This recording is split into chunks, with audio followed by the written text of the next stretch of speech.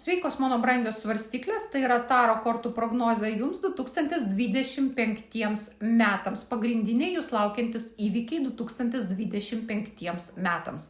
Prieš save turiu 4 taro kortų kaladės ir jų pagalba pažiūrėsim, kokiagi energija kitų metų jums ateina ir kokios bus pagrindinės jūsų metų tendencijos. Jūs irgi užduokite tokį klausimą ir tokią intenciją sužinoti, kokiegi bus 2025 metai jums. Ir pradedam nuo auksinio meno taro kaladės.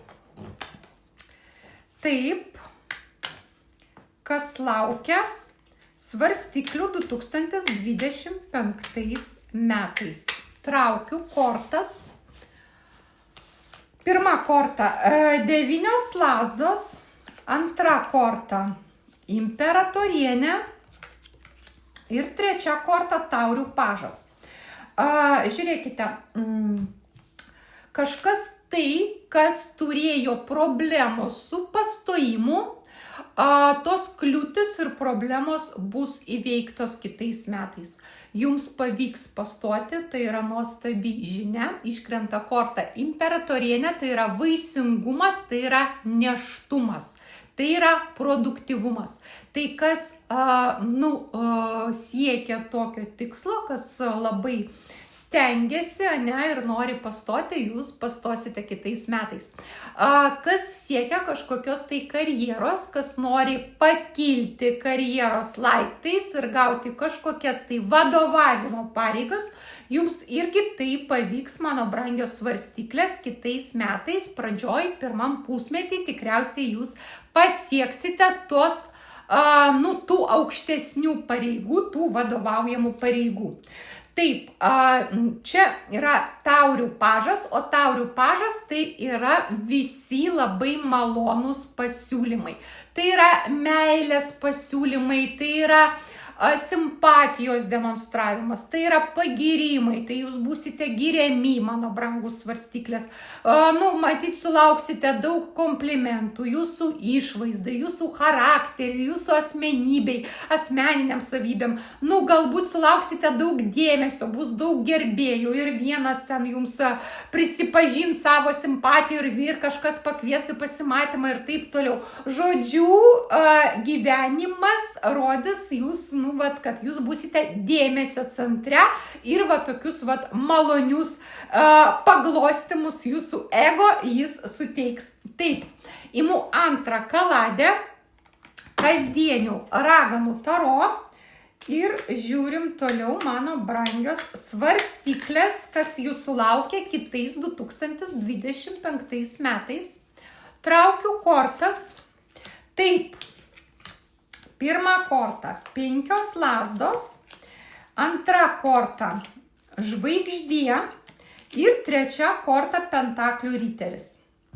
Žiūrėkit, kažkokia tai kaip ir kova arba konfliktas, būtinumas pakovoti už save, būtinumas save atstovėti, savo nuomonę atstovėti, būtinumas pademonstruoti, taip sakant, dantukus ir nagučius, bet tai žinoma bus jums į naudą. Galbūt čia bus kaip gyvenimo pamoka, kad jūs turite ne visada nutilėti, ne visada nueiti, sakykim taip, ir pagalvoti, kad nusispjauti ir nelysti, kartais reikia kaip tik parodyti tuos dantukus ir nagučius, nes tai yra būtinumas. Tai, žmogus kartais turi atstovėti kažkokį savo svarbų dalyką. Taip, šiaip yra labai gera korta žvaigždė, nes žvaigždė tai yra sėkmė. Tai yra tuomet, kai žvaigždės jums palankios. Tai yra tuomet, kai žmogus gali pasiekti kažkokių tai savo svajonių, kai susiklosto visos aplinkybės ir žvaigždės susidėlioja taip, kad jūs galite įgyvendinti kažkokią savo svajonę. Šiaip tai labai geri, sėkmingi metai, energija eina šviesi, energija eina palanki ir sėkminga. Sėkmės metai turėtų būti jums, mano brangias svarstyklės. Pentaklių riteris galimybę užsidirbti ir pagerinti savo finansinę padėtį. tai yra, galimybė gauti daugiau ir didesnės pajamas, didesnį atlygį ir kažką tai tokio gauti finansinio ir materialaus, kas jums apsimokės. Taip, imu trečią kaladę, svajonių taro ir žiūrim toliau, mano brangios svarstyklės, kas jūsų laukia 2025 metais. Traukiu kortas. Taip, bokštas ir 8 taurės. Taip, žiūrėkit, mano brangiai, kažkokiu bus nusivylimų ir žlugimų planų jūsų darbinėje sferoje. Bokštas tai yra tuomet, kai žlunga kažkokie tai planai, kai kažkas tai nepavyksta dėl kažkokių tai force mažorinių aplinkybių. Bokštas tai yra kaip griaustinis iš giedro dangaus. Kažkas tai bats ir netikėto įvyko ir pakeitė jūsų planus. Jums reikia juos koreguoti. O 8 pentakliai tai yra darbo korta, tai tuomet, kai viskas, kas susijęs su jūsų darbu. Tai tikriausiai tas planų žlugimas ir griovimas, jisai bus susijęs ne su jūsų asmeniniu gyvenimu, ne su jūsų ten meilės sritimi, o būtent su darbinė sritimi arba su finansais. Vėlgi, galbūt jūs tikėsitės kažko tai, kaip jūs galite užsidirbti, kaip jūs galite gauti kažkokio papildomo darbo, papildomų pajamų ir tas force mažorinės aplinkybės, tas netikėtumas sužlugdo jūsų planus.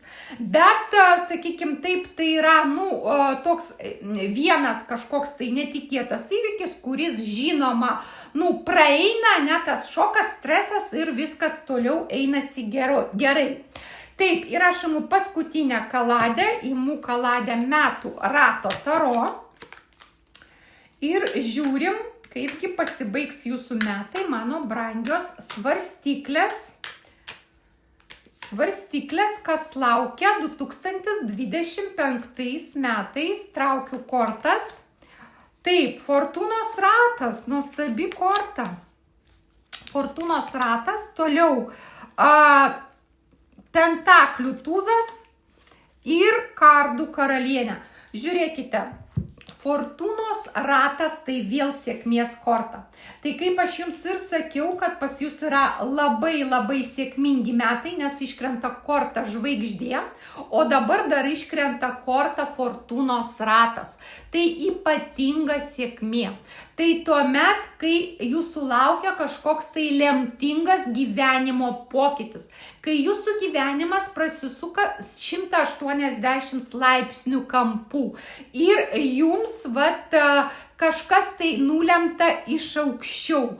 O kas nulemta, tai yra didelis apdovanojimas. Nes iškrenta korta pentaklių tūzo. Viena iš pačių geriausių apdovanojimo ir geriausių šansų korta. Jūs turėsite tokį šansą, kurį žmogus gyvenime turi tik tai vieną kartą. Tai būtinai nepražioplinkit šito šanso, nepražioplinkit. Jums visata, jums aukščiausiosios jėgos pagaliau atsiunčia tą tokį jūsų didįjį gyvenimo šansą.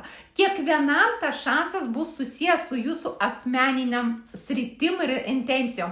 Kažkams tai šansas meilės ir santykių srityje, šansas atrasti savo meilę, savo antrą pusę. Kažkam tai šansas karjeros srityje, gauti, pakilti, atidaryti savo ten verslą, įmonę ir taip toliau. Kažkam tai toks apdovanojimas sėkmingas, tokių sėkmingų aplinkybių visuma, kad jūs pagaliau galite įgyvendinti kažkokią savo ilgai brandintą, gvildentą svajonę. Tai mano brangus svarstyklės, jūsų metai tikrai bus tokie netrivialūs, tokie sėkmingi ir tokie palankus ir jūs 2025 metais surinksite visus savo prieš tai įdėtų pastangų vaisius ir būsite apdovanoti atitinkamai. Tuo aš jums ir linkiu, mano brangios svarstyklės, nuostabių jums metų, visų svajonių įgyvendinimo.